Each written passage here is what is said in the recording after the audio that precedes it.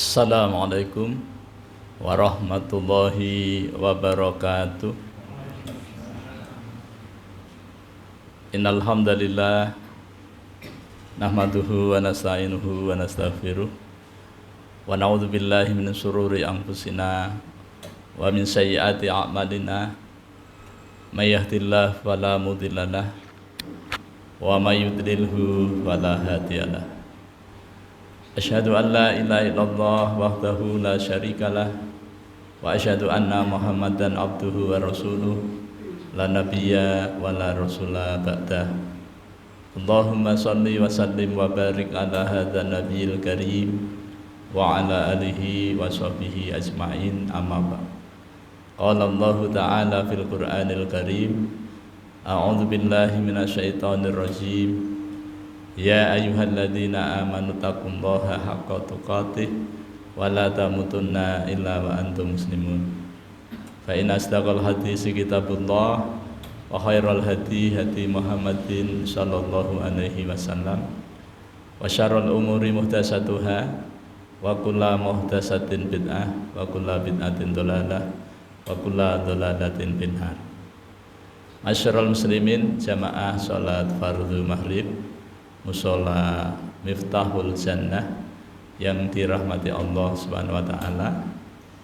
Bapak-bapak, ibu-ibu, hadirin wal hadirat, adik-adik yang Allah muliakan. Mari kita kembali bersyukur pada Allah Subhanahu wa taala.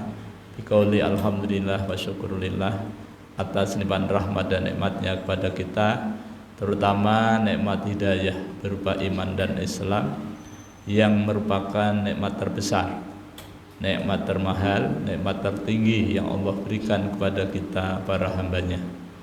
Kemudian Allah juga memberi kita nikmat kesehatan, nikmat panjang umur, nikmat waktu luang yang Allah berikan kepada kita, sehingga dengan nikmat itu kita dapat melaksanakan sebagian dari perintahnya, yakni melaksanakan sholat fardhu maghrib secara berjamaah di tempat yang kita cintai ini. Salawat dan salam semoga senantiasa tercurah terlimpah pada junjungan kita Nabi besar Muhammad sallallahu alaihi wasallam, pada keluarganya, para sahabatnya, para pengikutnya yang setia, baik yang dulu, sekarang maupun yang akan datang. Mudah-mudahan kita semua yang hadir di majelis yang mulia ini atau siapa saja yang menyaksikan tayangan ini dicatat oleh Allah Subhanahu wa taala sebagai hamba-hamba Allah yang taat, yang takwa, calon-calon penerima syafaat yang agung dari baginda Nabi sallallahu alaihi wasallam atas izin Allah Subhanahu wa taala kelak pada hari kiamat. Amin ya rabbal alamin. Bapak Ibu jamaah yang dirahmati Allah Subhanahu wa taala, adik-adik yang Allah muliakan, alhamdulillah kita kembali bertemu dalam suasana kebaikan, sehat badan, afiah batin. Ini merupakan nikmat Allah yang wajib kita syukuri agar Allah Subhanahu wa taala senantiasa menambahkan nikmatnya kepada kita. Jangan sampai kita termasuk orang-orang yang kufur nikmat. Ketahuilah sesungguhnya azab Allah amat sangat pedih. Malam ini kita berada di tanggal 10 Muharram, bulan pertama 1447 Hijriah, bertepatan dengan tanggal 4 Juli 2025 Miladiyah. Kita akan melanjutkan kajian kita Ma'rifatul Quran fi Tarjamatil Quran, mengenal Al-Quran melalui tarjamahnya, dalam rangka untuk meningkatkan kualitas iman dan takwa kita kepada Allah Subhanahu wa taala semata. Tema kita pada malam hari ini adalah mengenal para tokoh pendidik di dalam Al-Quran. Kenapa kita mesti mengenal? Karena kalau kita tidak kenal, maka nggak tahu. Kalau nggak tahu, maka sulit ketika anak cucu kita bertanya, Abah, Abi, gitu ya, tolong beritahu kepada ulun tokoh-tokoh pendidik di dalam Al-Quran yang diviralkan Allah kepada bangsa manusia, tetapi kebanyakan manusia tidak tahu. Tapi ketika kita mengenal, insya Allah akan menjadikan jawaban kepada anak-anak kita, cucu kita ketika mereka bertanya. Allah Subhanahu wa taala di dalam surah 3, surah Ali Imran ayat 33, Allah menyatakan, A'udzubillahi minasyaitonirrajim. Bismillahirrahmanirrahim. Innallaha astafa Adama wa Nuha wa ala Ibrahima wa ala Imrana 'alal alamin. Allah menyatakan sesungguhnya Allah Subhanahu wa taala telah memilih Adam, Nuh, keluarga Ibrahim, keluarga Imran, diangkat derajatnya ya pada masanya masing-masing. Adam ditugasi oleh Allah Subhanahu wa taala kemudian berhasil. Akan tetapi Adam juga pernah gagal ketika memiliki putra Qabil, ternyata tidak mampu menjadi anak yang berbakti kepada orang tuanya. Kemudian menurunkan nabi dan rasul, yang pertama adalah Nuh. Nuh juga sosok pendidik yang sukses. Ya, dakwah 950 tahun. 1000 kurang 50. Ya, sabar. Tapi alhamdulillah belum sukses ketika beliau berdakwah kepada istrinya sendiri dan anaknya sendiri. Jadi ada ketidaksuksesan dalam mengemban amanah ini. Maka di penghujung Nabi Nuh berdoa, memohon kepada Allah agar Allah melibas orang-orang kafir itu. Karena walaupun nanti disisakan orang kafir, mereka juga akan menurunkan generasi kafir. Alhamdulillah doanya dikabul. Maka kemudian Allah menyuruh Nabi Nuh agar membuat kapal. Membuat kapal tidak tersedia bahannya, suruh nanam dulu. Itu memerlukan kesabaran. Nah, kemudian diturunkanlah azab banjir bandang ya, yang diceritakan dalam Al-Qur'an, maka semuanya berantakan, tenggelam semuanya, termasuk keluarganya Nabi Nuh yang tidak mau beriman kepada beliau. Di sini ada ketidaksuksesan. Kemudian Allah juga memberitahu kepada kita, kalau tadi perorangan, Adam perorangan, Nuh perorangan. Kemudian Allah menyebut yang keluarga, wa ala Ibrahima, dan keluarga Ibrahim. Ini Allah tunjukkan kepada kita bahwa keluarga Ibrahim itu adalah keluarga yang sukses. Dalam mengemban tugasnya sukses banget. Makanya banyak ayat-ayat yang memberi selamat atas suksesnya Nabi Ibrahim. Salamun ala Ibrahim ya.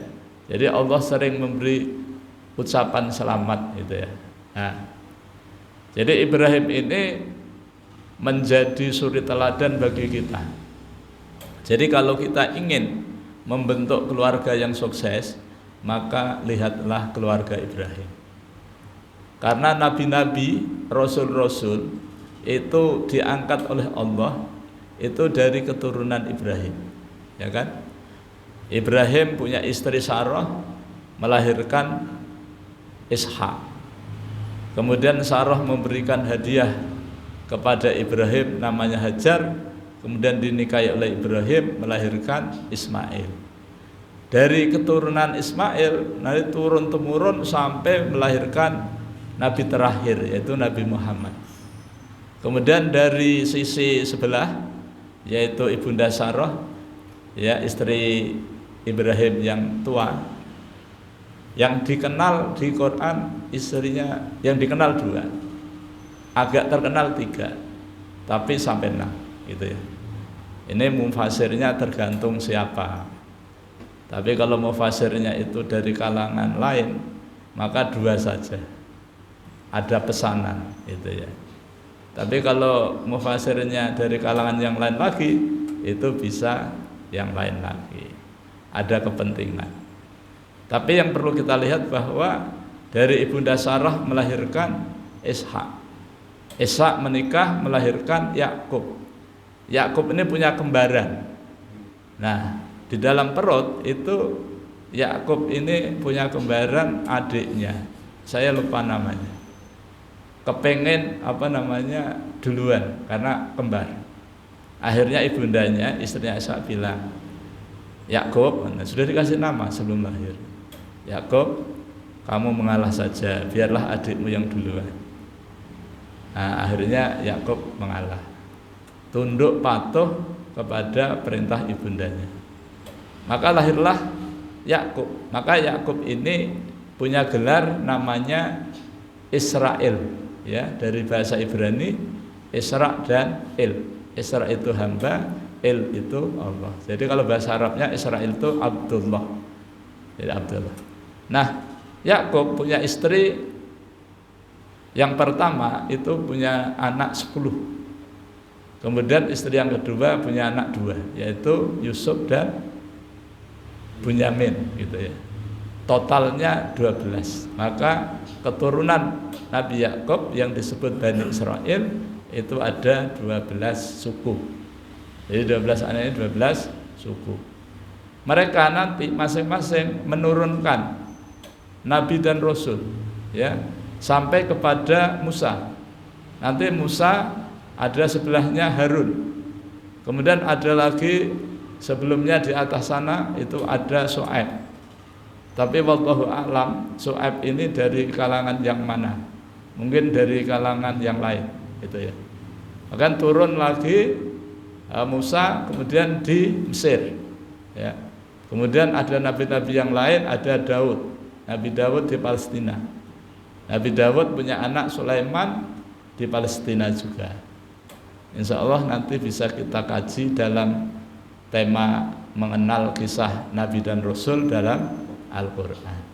Kemudian turun-temurun ada Nabi Zakaria, kemudian berdoa minta anak, kemudian diberi anak namanya Yahya. Kemudian keponakannya yang diasuh Maryam melahirkan Isa. Isa ini anaknya Maryam, tanpa ayah. Nah gitu ya. Nah, jadi di sini kita mengetahui dua keluarga besar, yaitu keluarga Ibrahim. Jadi sukses banget. Kemudian ada dari kalangan bukan nabi, bukan rasul, orang biasa namanya Ali Imran, keluarga Imran.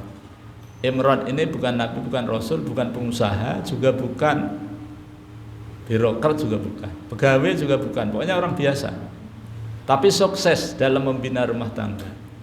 Dikaruniai seorang istri namanya Ibunda Hannah. Kemudian Ibunda Hannah hamil, ya. Pada hamil berapa bulan Pak Ali Imran ya. Ini Ustaz Imran juga ini ya. Iya. Ustaz Imran, Ali Imran ya. Itu wafat. Dalam keadaan yatim di dalam perut, maka ibundanya, istrinya Imran itu berdoa. Ya, berdoa sekaligus bernazar kepada Allah Subhanahu wa taala.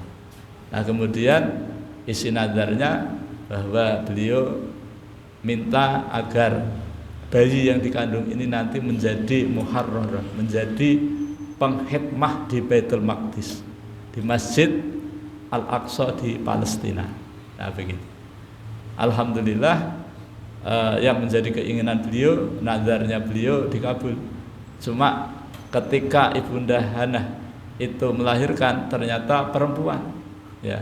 Makanya Ibu Hannah unjuk rasa, ya Allah, Ulun sudah melahirkan seorang bayi perempuan, dan Engkau tahu laki-laki dan perempuan itu enggak sama, gitu ya. Maka kemudian aku kasih nama dengan nama Maryam, dan aku mendoakan untuknya dan untuk keturunannya kepadamu dari perlindungan. Jadi Ibunda Hannah itu memohon perlindungan untuk putrinya dan keturunannya. Kemudian beliau ngasih nama yaitu Maryam. Kemudian dimintakan kepada Allah doa perlindungan. Maka kemudian doanya dikabulkan oleh Allah. Ya, itu ayat 36. Ya, kemudian 37 jawabannya.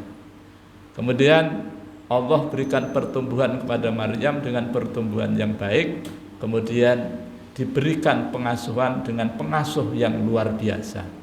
Jadi yang mengasuh Maryam adalah sepupunya Imran, ibunya, yaitu Hana, kemudian diserahkan kepada Zakaria. Zakaria ini pada waktu itu belum punya anak, ya, waktu mengasuh Maryam. Jadi Maryam diletakkan di mihrab antara mimbar dan imam, itu mihrab. Jadi diasuh di situ. Setiap kali Nabi Zakaria itu mengantari makanan untuk Maryam, itu selalu ada di sampingnya Maryam itu rizki, ya, makanan dari buah-buahan. Ketika itu nggak ada musim buah, tapi ada buah. Makanya heran Zakaria, lalu bertanya, wahai Maryam, kenapa engkau dapat itu dari mana? Maryam sudah besar menjawab dengan jawaban yang luar biasa, diabadikan oleh Allah. Kata Maryam, ini dari sisi Tuhan, Tuhanku, karena Tuhanku senantiasa memberikan rezeki kepada hamba-hambanya tanpa perhitungan, bighairi hisab. Nah, ini sampai ayat 37. Nah, dari keluarga Ibrahim ini adalah keluarga sukses dari kalangan Nabi dan Rasul. Adapun Ali Imran, keluarga Imran, ini adalah dari kalangan bukan Nabi bukan Rasul, tetapi orang biasa, tapi sukses membangun rumah tangganya sehingga melahirkan generasi emas. Bahkan tidak hanya emas, generasi platinum, generasi berlian gitu ya. Saking luar biasanya, saking sucinya, ya, memelihara kehormatannya, dikaruniai putra namanya Isa Al-Masih, ya, tanpa disentuh oleh laki-laki, langsung tiupan atas perintah Allah kepada Maryam. Maka lahirlah bayi yang cakep luar biasa, kemudian dinamai Aisyah. Kemudian nanti juga diangkat oleh Allah menjadi Rasul. Nah, Bapak-bapak, ibu-ibu, hadirin wal hadirat yang dirahmati Allah SWT, adik-adik yang Allah muliakan. Lalu siapa di antara mereka yang perlu kita ambil? Ditambah satu lagi, yaitu dari tokoh yang diabadikan dalam Al-Quran, yaitu namanya Luqmanul Hakim, di mana Allah memberitahu kepada kita pada surah nomor 31, mulai dari ayat 12 sampai ayat 19. Jadi biasanya guru-guru, para pendidik itu selalu mengangkat Luqmanul Hakim sebagai tokoh pendidik di dalam Al-Quran, karena dari kalangan orang biasa. Tapi kalau tokoh pendidik dari kalangan pejabat, itu yang diangkat adalah Musa, adalah Ibrahim, adalah pokoknya yang punya jabatan. Luqman kan nggak punya jabatan. Nah, jadi memang Allah mengetengahkan kisah-kisah itu lengkap, dari kalangan pejabat yang beriman, ada juga dari kalangan pejabat yang tidak beriman, dari kalangan pengusaha yang beriman, dan juga dari kalangan pengusaha yang tidak beriman, dari kalangan teknokrat yang beriman, dan juga ada dari kalangan teknokrat yang tidak beriman. Lengkap. Dari kalangan penguasa yang tidak beriman itu dikenal dengan Fir'aun. Fir'aun itu adalah nama lembaga, dinasti, Fir'aunisme.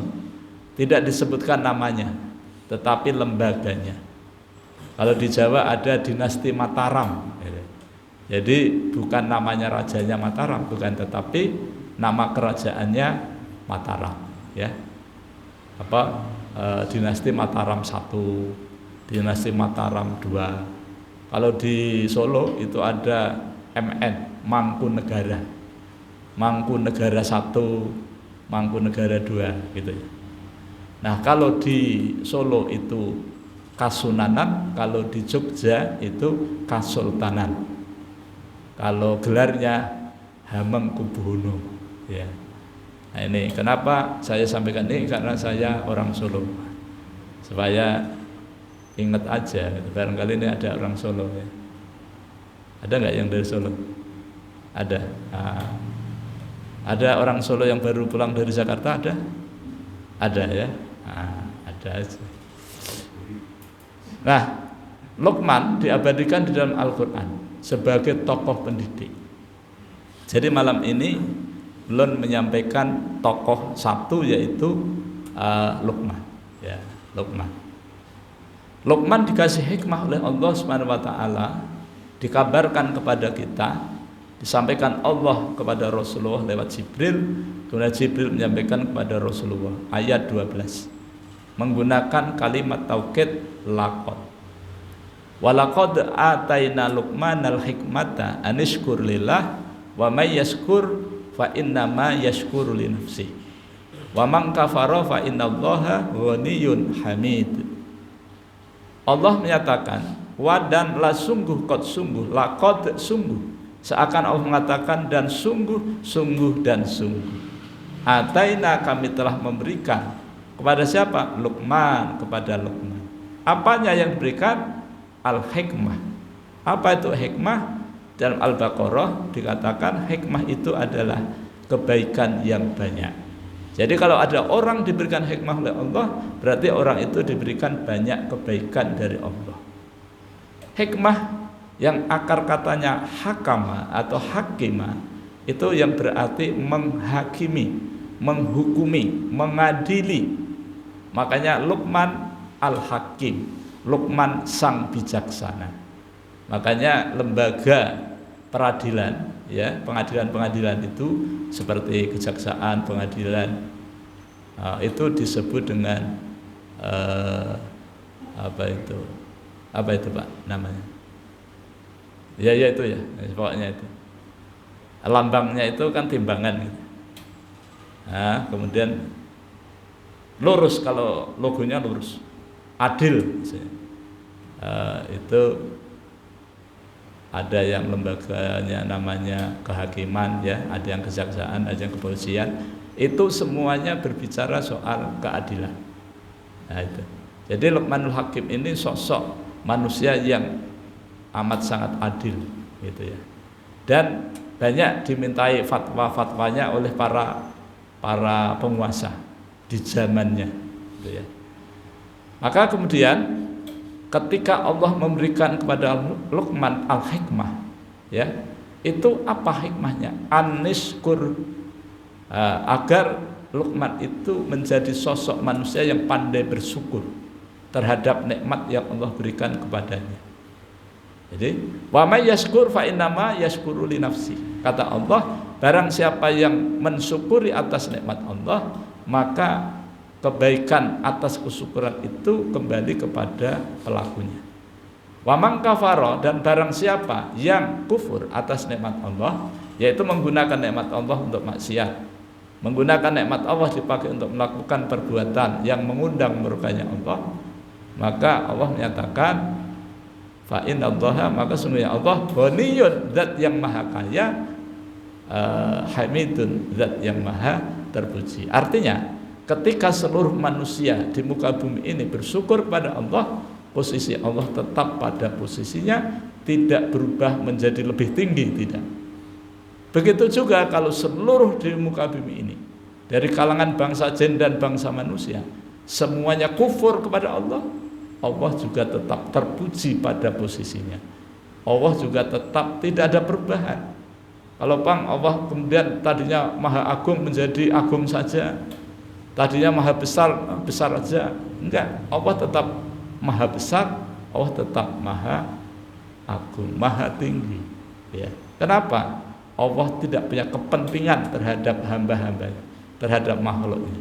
Makanya kalau kita belajar ketuhanan, kita mengenal Tuhan, mengenal Allah, maka kita akan menjadi orang yang tidak punya kepentingan kecuali hanya kepentingan kepada Allah. Tapi kalau kita lihat dari Al-Quran dikabarkan kebanyakan manusia punya kepentingan dari manusia. Jadi harapannya tidak kepada Allah, harapannya kepada manusia. Makanya Allah sering mengatakan kebanyakan manusia itu tidak tahu. Walakinna aktsarun nasi la ya'lam. Akan tetapi kebanyakan manusia itu tidak tahu. Makanya Allah turunkan seorang rasul untuk memberitahu. Nah, lalu di sini dikabarkan bahwa Luqman adalah sosok manusia yang amat sangat pandai bersyukur. Semakin kita bersyukur kepada Allah atas nikmat yang Allah berikan kepada kita, maka semakin banyak, semakin besar tambahan nikmat Allah yang akan diberikan kepada hambanya yang pandai bersyukur. Jadi contohnya banyak. Nih bapak-bapak ya, ibu-ibu, adik-adik ini, kalau ingin sukses, coba pelajari 6 ayat saja. Dipelajari 6 ayat, kemudian dipahami 6 ayat itu dan diamalkan. 6 ayat itu yang pertama adalah surah 46, surah Al-Ahqaf ayat 15. Surah 46 namanya Al-Ahqaf ayat 15.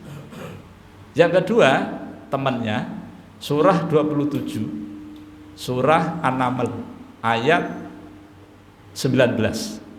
Ayat 19. Surah An-Naml surah 27 ayat 19. Yang ketiga surah 29, surah Al-Ankabut ayat 8. Al-Ankabut surah 29 ayat 8. Kemudian yang selanjutnya, yang keempat surah Luqman ayat 14. Surah Luqman ayat 14. Yang kelima surat Al-Isra ayat 23. Surah Al-Isra itu surah 17. Ya, Al-Isra atau surah Bani Israil. Ayatnya 23. Kemudian yang keenam surahnya sama, ayatnya berbeda, yaitu surah Al-Isra ayat 24. 6 ayat. Kalau kita pelajari, kita pahami, kemudian kita amalkan, kita akan menjadi orang yang sukses. Karena di situ dicontohkan, ya kan? Ayat yang 19 dari surah An-Naml, Allah mengangkat penguasa yang sukses, beriman dan dianugerahi ilmu dan hikmah, yaitu Dawud dan Sulaiman. Wabil khusus Sulaiman, Nabi Sulaiman. Jadi Nabi Sulaiman itu selain Nabi, Rasul, ya raja. Ya, diberi anugerah ilmu, mampu menguasai bahasa binatang, menguasai bangsa jin, menguasai bangsa-bangsa yang lain, termasuk binatang-binatang. Bahasa burung tahu. Ya, makanya di situ diceritakan ketika bala tentaranya Nabi Sulaiman melewati di suatu kampung di lembah, ya ada ratunya semut memberi informasi kepada kaumnya, kaum Samud, kaum Naml, ya semut. Wahai kaumku, wahai kaum semut, masuklah kalian ke sarang-sarang kalian, ke rumah-rumah kalian. Saya khawatir apabila kalian nanti terinjak oleh pasukannya Sulaiman, sementara Sulaiman dan pasukannya tidak menyadari. Karena sebetulnya kan halus, ya kan. Sementara pasukan yang lewat di lembah itu dari golongan jin, ya, manusia dan juga binatang-binatang. Makanya mendengar percakapan ratu semut kepada kaumnya semut, Nabi Sulaiman tersenyum, terus tertawa, tersenyum, tertawa. Karena apa? Allah mengaruniai Sulaiman seperti itu, ya, karena Nabi Sulaiman pandai bersyukur. Makanya doanya ada di ayat 19. Nah, nanti Bapak Ibu buka surah An-Naml ayat 19. Ini kata Dr. Karyono Ibnu Ahmad, itu doa dibaca yang usianya di bawah 40 tahun. Doanya dibaca yang usianya di 40 tahun ke bawah, yang belum menerima wahyu.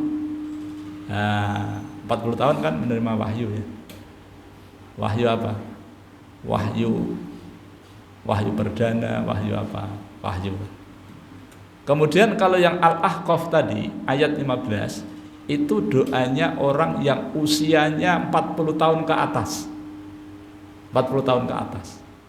Jadi kalau Bapak Ibu ini yang 40 tahun ke atas, itu doanya yang Al-Ahqaf ayat 15. Tapi kalau dua-duanya dibaca lebih bagus, mengkodok yang dulu-dulu barangkali yang gitu. Diceritakan semakin Nabi Sulaiman bersyukur pada Allah, maka nikmatnya ditambah. Di dalam riwayat itu satu-satunya nabi, juga raja, juga dikasih ilmu, diwarisi dari bapaknya Daud. Apa yang ada pada Daud diberikan juga kepada Sulaiman. Itu mengalahkan bapaknya. Kalau Nabi Daud itu istrinya cuma 500, tapi Sulaiman istrinya 1000. Nabi Sulaiman itu pernah mau menggauli istrinya 1000 dalam satu malam dan akan punya anak 1000. Nah, gitu ya. Tapi sayangnya Nabi Sulaiman lupa baca insya Allah. Ini kata Ustadz Reza Rahman dalam ceramahnya beliau menceritakan gitu ya. Nah, jadi luar biasa. Kemudian yang ayat-ayat selainnya itu adalah bukti kesyukuran kita kepada Allah, yaitu ketaatan kita kepada orang tua. Nah, jadi ayat-ayat tadi adalah ayat-ayat menuju kesuksesan kita. Bapak-bapak, ibu-ibu, hadirin wal hadirat yang dirahmati Allah Subhanahu wa taala, kembali kepada Luqman. Hikmahnya apa gitu ya? Yang bisa kita ambil di sini. Luqman adalah sosok pendidik yang sukses di dalam rumah tangganya.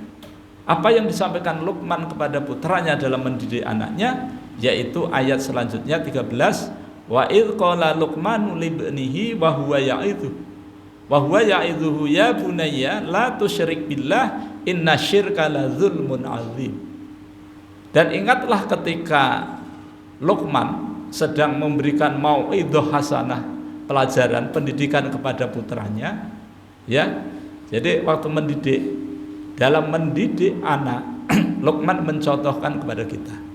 Yang pertama, dalam memilih bahasa, dalam memilih panggilan terhadap putranya. Ternyata Luqman tidak memanggil anaknya dengan namanya, tetapi memanggil dengan kesayangannya. Ya bunaya, wahai putraku yang tercinta. Seperti Ibrahim ketika memanggil Ismail, ya bunaya juga. Kenapa Luqman ikut-ikutan? Ya karena bapaknya begitu, ya kan? Nah, ketika memanggil dengan panggilan kesayangan, apa yang diberikan kepada Luqman pada putranya? La tusyrik billah. Janganlah kalian menjadi orang yang menyekutukan Allah. Jangan menjadi orang musyrik, perbuatannya syirik dengan sesuatu apapun. Ya, inna syirka la dzulmun adzim. Sesungguhnya perbuatan syirik menyekutukan Allah dengan sesuatu apapun itu adalah suatu kezaliman, suatu kegelapan yang amat sangat gelap. Jadi kezaliman yang amat sangat zalim itu ketika kita menyekutukan Allah. Makanya rating tingkatan daripada dosa-dosa besar, di antara dosa yang paling besar itu yang paling nomor 1 adalah menyekutukan Allah. Karena Luqman dikasih hikmah oleh Allah, maka yang diajarkan kepada putranya bukan diajarkan ilmu supaya menjadi orang sukses dalam berdagang, tidak. Diajarkan ilmu supaya sukses menjadi pejabat, tidak. Tetapi Luqman mengajarkan kepada anaknya dengan pelajaran tauhid, pelajaran akidah, di mana Luqman mengajarkan putranya, nah jangan menyekutukan Allah ya. Apakah kita sudah menyampaikan pendidikan ini kepada putra-putri kita seperti yang dilakukan oleh Luqmanul Hakim? Kalau belum, alhamdulillah masih ada waktu. Bagi bapak ibu yang belum punya anak, berdoalah agar supaya dikasih anak. Karena syarat menjadi orang tua harus punya anak. Walaupun umurnya 70 tahun, kalau belum punya anak, belum disebut orang tua. Nah, belum disebut karena nggak punya anak, ya kan?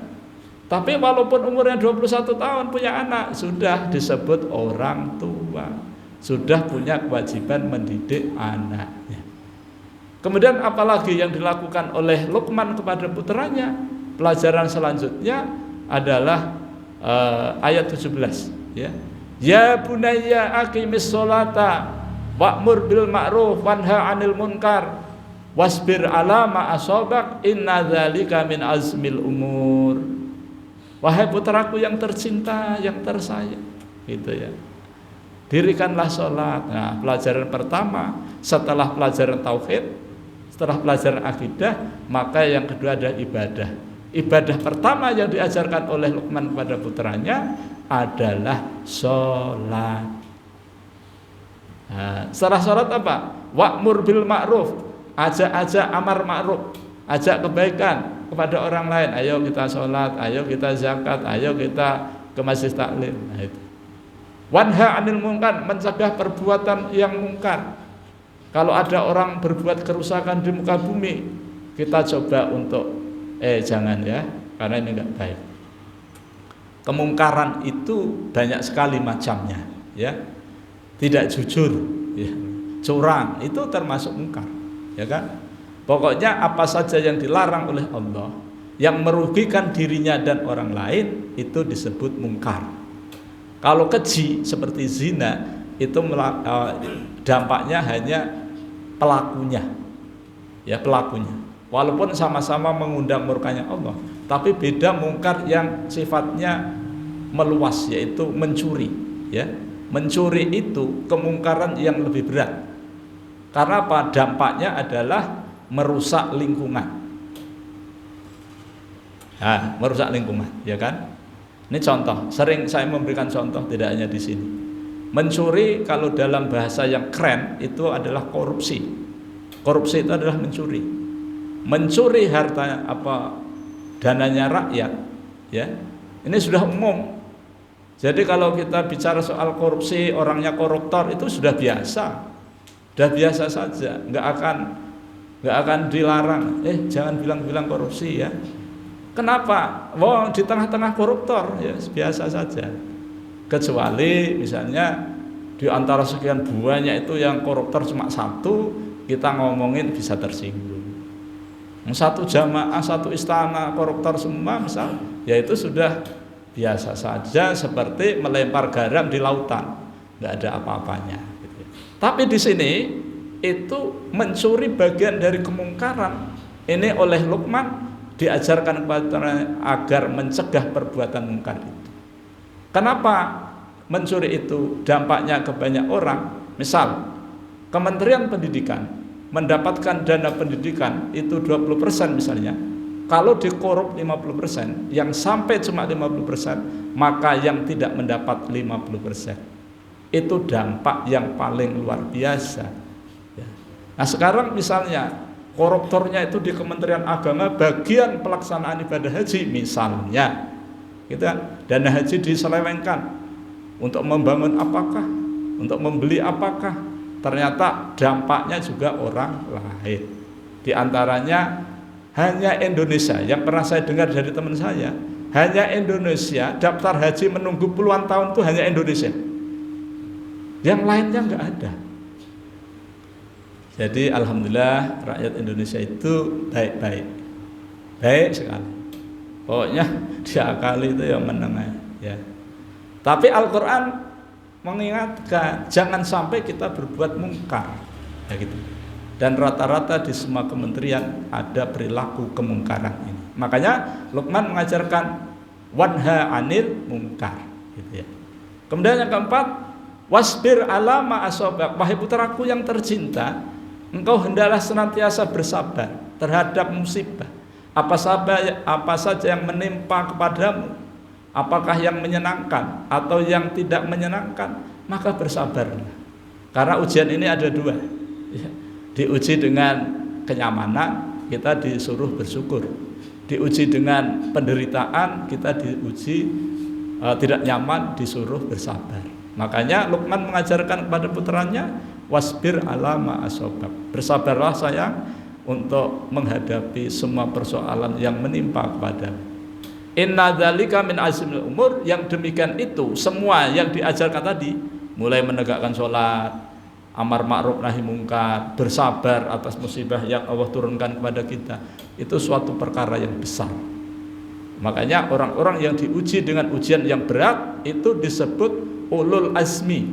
Di dalam catatan ya, nabi-nabi yang 25 itu yang ulul azmi mendapatkan gelar ulul azmi 5. Nuh, Ibrahim, Musa, Isa, Muhammad. Karena 5 nabi dan rasul inilah yang diuji oleh Allah dengan ujian yang berat sekali. Di antara yang 5 itu yang paling berat adalah Rasulullah Shallallahu Alaihi Wasallam. Tapi mampu melewatinya dengan baik atas pertolongan Allah Subhanahu Wa Taala. Ini adalah tokoh pendidik di dalam Al-Quran yang bisa kita terapkan di dalam kehidupan kita sehari-hari. Kemudian yang terakhir, Rasulullah SAW memesankan kepada para sahabat, juga kepada kita, ya, yang diriwayatkan oleh Amr bin Shu'aib dari ayahnya, dari kakeknya, semoga Allah meridhai beliau, berkata Rasulullah SAW bersabda, yang artinya perintahkanlah kepada anak-anakmu untuk melaksanakan sholat pada usia 7 tahun, ya. Kemudian pukullah mereka, anak-anakmu yang pada usia 10 tahun tidak mau sholat. Dipukulnya bukan mukul menyakiti, tapi memukul untuk memberikan kesan, ya. Makanya penerapan sanksi hukuman itu sebenarnya bukan tujuan untuk menyakiti, bukan, tetapi memberikan efek jerah, ya. Makanya ada usulan koruptor itu sanksinya bukan dihukum mati, tapi dimiskinkan, tapi nggak diterima, ya, nggak diterima. Yang usul orang yang berpengetahuan, yang diusulin tidak mau tahu, ya. Tapi Al-Quran juga menyatakan, nah, gitu. Jadi kalau kita itu punya anak sudah umur 10 tahun, diperintahkan untuk sholat kok tidak mau, pukul, ya.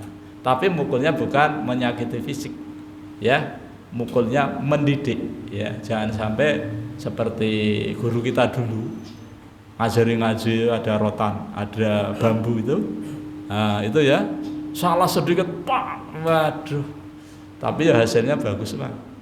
Nah, kalau guru zaman itu ada sekarang, kena HAM itu, Bang, ya kan? Nah, padahal yang benar ya gitu itu. Makanya yang kena HAM itu akhirnya apa? Anak-anaknya sulit diatur.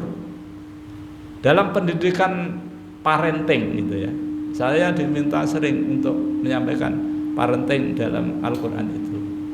Nah, kapan-kapan kita mengkaji tentang parenting, ya, pola asuh, ya, gitu. Kemudian wafarriqu bainahum fil madhaji'i, dan pisahkanlah dari tempat tidurnya anak laki-laki dan perempuan biasanya kan jadi satu. Bahkan bapaknya, ibunya, anaknya laki-laki pun jadi satu kamar. Bahaya sekali itu. Maka Nabi mengatakan pisahkan tempat tidurnya. Karena pada usia 10 tahun itu sudah pintar, sudah tahu yang namanya hubungan suami istri, makanya dipisahkan, ya kan? Nah, oleh karena itu Rasulullah memesankan itu kepada kita, khususnya bapak-bapak yang punya anak, agar disampaikan kepada anak-anaknya.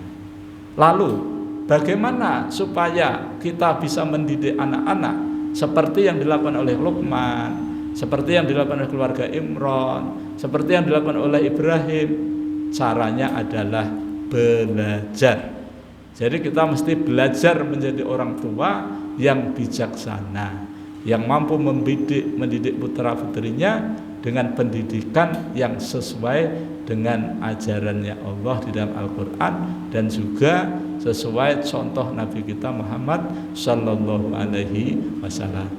Bapak-bapak, ibu-ibu, hadirin wal hadirat yang dirahmati Allah Subhanahu wa taala, apa dampaknya apabila seorang tua tidak mendidik anaknya, terutama mendidik sholat, ya? Dampaknya luar biasa. Luar biasa bukan baiknya, luar biasa buruknya. Tidak hanya menimpa pada kehidupan di dunia, tapi menimpa kehidupan di akhirat. Di dunia bagaimana? Nah, apabila para bapak dan para ibu, orang tua tidak mampu mendidik anak-anaknya menjadi sosok pelaksana sholat dengan baik dan benar, sementara sholat yang baik dan benar mampu mencegah perbuatan keji dan mungkar. Kalau sholatnya tidak benar sehingga gagal, maka kondisinya seperti sekarang ini. Yang perlu diperbaiki adalah sholatnya. Apabila tidak sukses di dunia, di akhirat lebih tidak sukses. Anaknya yang tidak dididik oleh orang tuanya sholat, kemudian masuk neraka anaknya, bapaknya masuk surga, nanti gantian. Anaknya bilang, ya Allah, saya masuk neraka ini karena bapakku tidak ngajari aku sholat. maka saya minta keadilan. Ya diadili. Ya bapaknya menggantikan anaknya di neraka, anaknya naik ke surga. Jangan sampai nasib kita seperti itu. Semoga Allah SWT senantiasa merahmati dan meridhai kita semua. Ulun mohon maaf pasti banyak kelirunya, banyak salahnya dalam mendampingi kajian ini. Mari kita tutup dengan baca hamdalah dan doa kafaratul majlis. Alhamdulillahirabbil alamin. Subhanakallahumma wa bihamdika asyhadu an la ilaha illa anta astaghfiruka wa atubu ilaik. Wa a'udzu minkum. Assalamualaikum warahmatullahi wabarakatuh.